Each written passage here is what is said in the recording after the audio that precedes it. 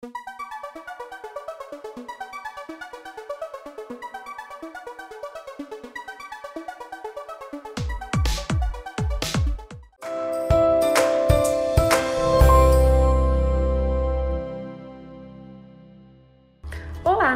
tudo bem? Aqui é a professora Kátia, da Escola Leonilda Ravalho Trevisan. Hoje eu estou aqui com as minhas colegas professoras e iremos gravar mais uma videoaula.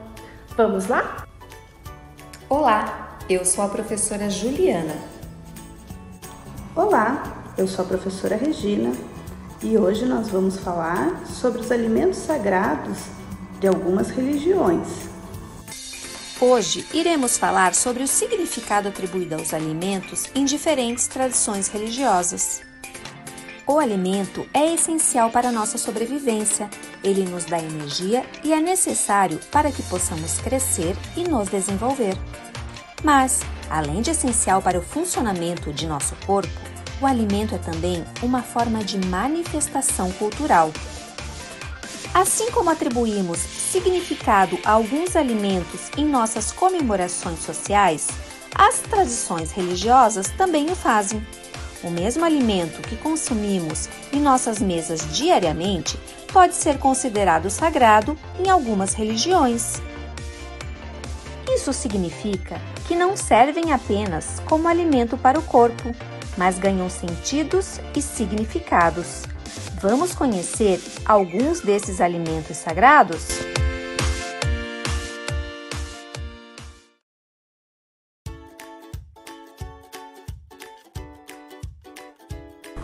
Para os povos indígenas, o milho é um dos alimentos sagrados. Quando plantam e colhem o milho na primavera, rezam para as sementes. Depois realizam uma cerimônia do batismo do milho. Nessa ocasião, as crianças da aldeia também são batizadas e recebem seus verdadeiros nomes.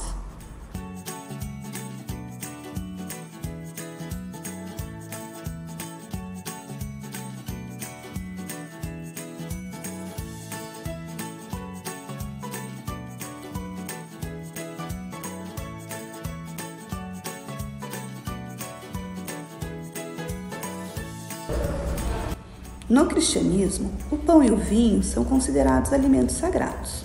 De acordo com os cristãos, na última refeição de Jesus com seus apóstolos, antes de sua crucificação, ele repartiu o pão e o vinho. Por esse motivo, as religiões cristãs usam o pão e o vinho como um ato de comunhão para celebrar a Santa Ceia.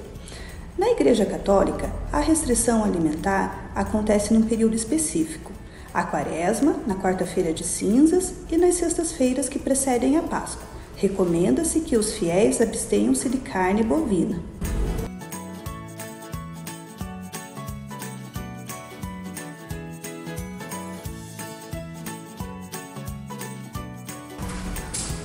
O alimento tradicional da Páscoa judaica é o pão ázimo, ou pão sem fermento. Ele é feito apenas com farinha de trigo ou outros cereais, como cevada, centeio ou aveia, e água. A carne de cordeiro e o vinho também são alimentos sagrados para este povo. Os judeus não consomem carne de porco e as outras carnes jamais devem ser consumidas junto ao leite ou seus derivados.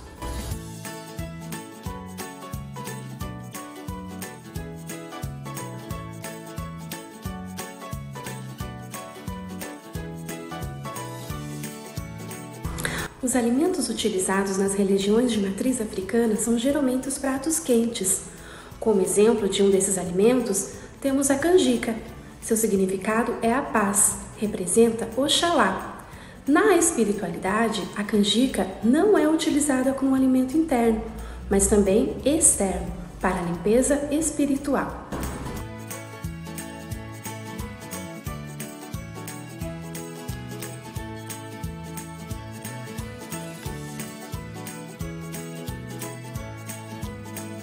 A alimentação de algumas tradições religiosas orientais é baseada no arroz, frutas e bolos.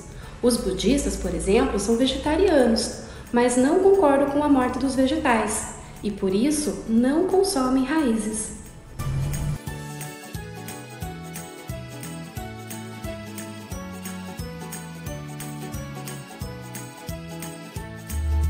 Agora que você aprendeu sobre os alimentos sagrados, que tal fazermos uma receita de bolo de fubá com goiabada?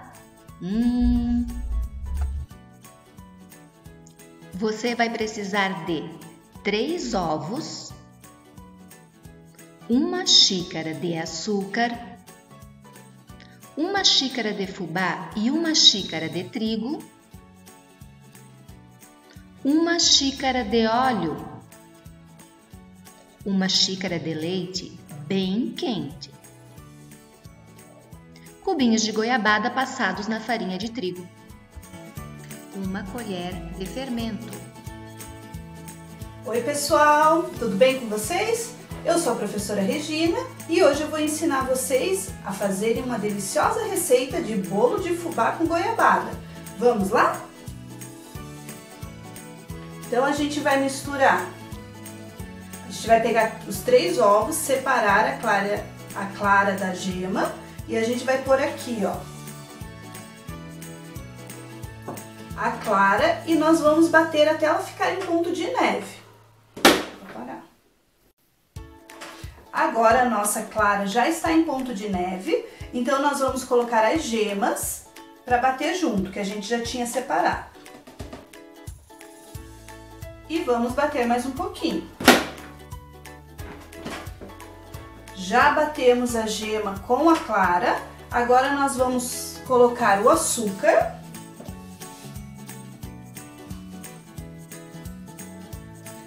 O óleo.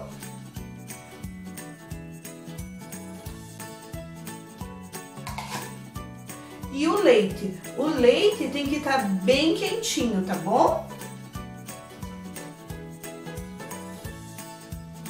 E vamos bater mais um pouco. Agora nós vamos colocar o trigo e o fubá. Eu misturei os dois, tá? Então, num potinho, numa vasilha, você coloca o trigo e o fubá, mistura os dois e coloca na batedeira. E agora nós vamos bater mais um pouquinho para incorporar. Então, agora a gente já misturou o trigo e o fubá e a nossa massa ficou nessa consistência aqui, ó. Ela já está pronta, tá, pessoal? Ó. Agora nós vamos colocar 1 colher de sopa de fermento em pó.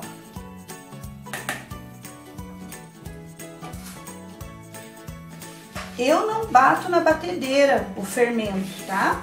Eu gosto de misturar ele assim, cuidadosamente, para ele fazer efeito só lá dentro do forno, tá? Se bater muito o fermento junto com a massa, ele pode desandar o seu bolo. Então, põe o fermento, mistura. E agora nós vamos colocar a massa numa forma. Aqui eu usei de 22 centímetros e eu já untei, tá? Vocês untam a forma com óleo e depois passa trigo, tá? Para o bolo não grudar. E agora nós vamos colocar a nossa massa.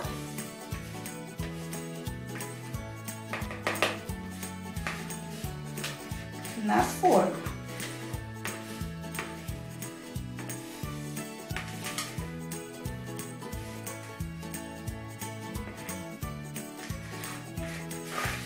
Vamos juntar bem, tá? Tira toda a massa da bacia, do teu potinho. E por último, nós vamos colocar a goiabada cortada em quadradinhos. Eu passei ela na farinha para ela não afundar quando a gente colocar na massa, tá bom? Corta a goiabada em quadradinhos, passa ela na farinha e daí a gente vai jogar aqui em cima da massa, tá bom? Ó, a gente vai pondo aqui, distribui ela para ficar bem delicioso o nosso bolo. Olha lá!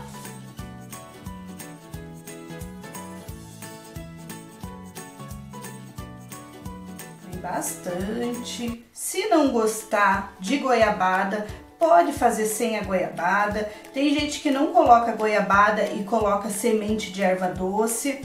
Também fica bem gostoso. O bolo de fubá, ele combina tanto com a goiabada, com a erva doce ou fazer só a massa dele. Fica sempre uma delícia, tá bom? Então agora nós vamos levar ele para assar num forno pré-aquecido por 10 minutos a 180 graus, ok?